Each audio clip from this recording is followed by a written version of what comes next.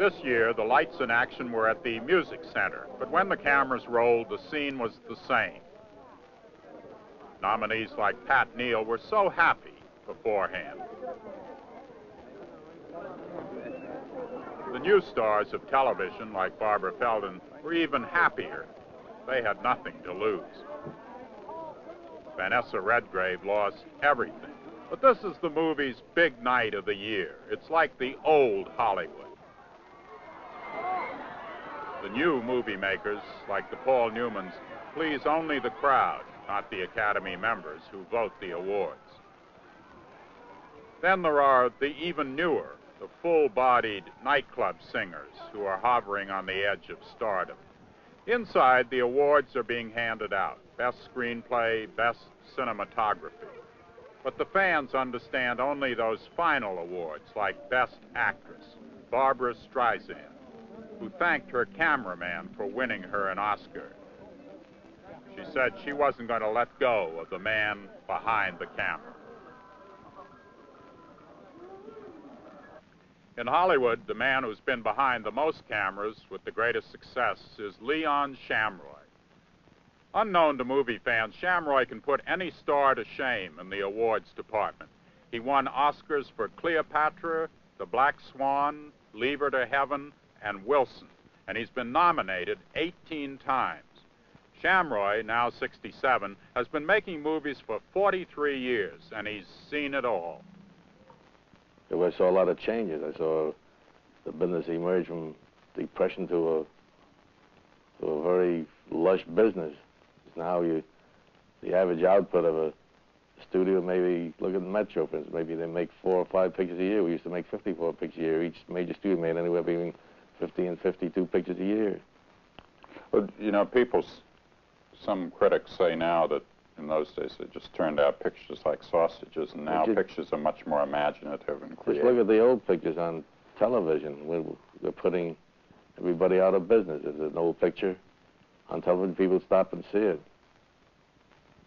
You think the pictures were as creative and artistic then as these new wave type of pictures? I think they were better. We're much more prolific in those days, much more fecund in our ideas. What about all these new techniques, so-called new techniques that you see now in movies? Well, they're either done by young people trying to confuse the audience because they have no story, and they're much more interested in the acrobatics of a camera. Maybe, as one director explained to me, is to create audience participation. All it does is create, to my mind, audience confusion. Mr. Shamroy, what does a cinematographer do? Well, the first thing that I generally do when I see a rehearsal, I have a finder, a viewfinder, which approximates the focal length of the lens that we're going to use.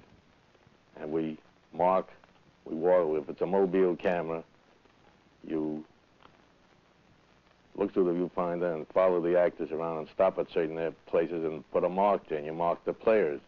Then you know what area you're going to light.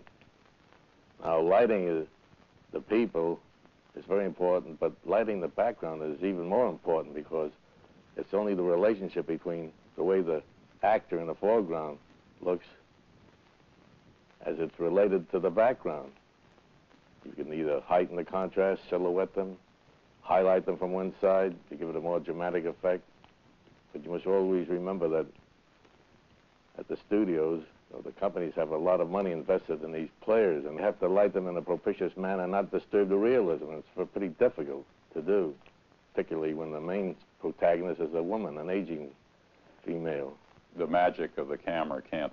No, because it's tendency to gain weight, the hair turns gray,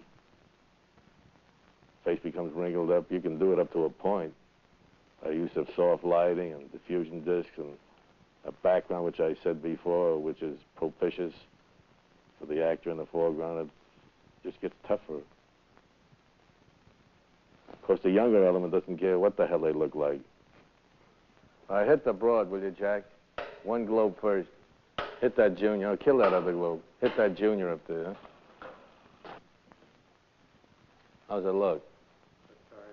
All right, now hit this little highlight here.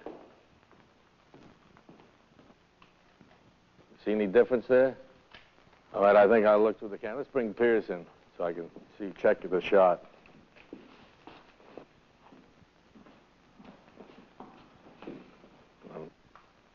I'll look through. Well, this looks pretty good. Lower your head just a little bit. All right. Jack, move the key light to my left, camera left. A little more. Stop, push it back. Okay. Look right into the lens, right into this finder right here. Fine. All right, we're all on. We're ready to go. Anytime.